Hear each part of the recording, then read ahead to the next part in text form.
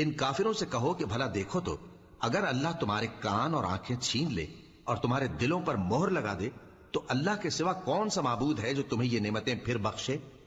देखो हम किस किस तरह अपनी आयतें बयान करते हैं, फिर भी ये लोग रूगर्दानी किए जाते हैं।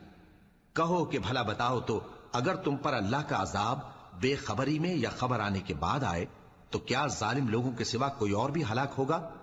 और हम जो पैगंबरों को भेजते रहे हैं तो खुशखबरी सुनाने और डराने को, फिर जो शख्स ईमान लाए और नेकुकार हो जाए तो ऐसे लोगों को न कुछ खौफ होगा और न वो गमगीन होंगे।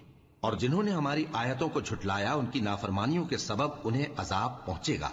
कह दो कि मैं तुमसे ये नहीं कहता कि मेरे पास अल्लाह ताला के खजाने हैं, और न ये कि मैं गैब जानता हूं, और न तुमसे ये कहता हूं कि मैं फरिश्ता हूं। मैं तो सिर्फ उस हुक्म पर चलता हूं जो मुझे अल्लाह की तरफ से आता है। कह दो कि भला अंधा और आंख वाला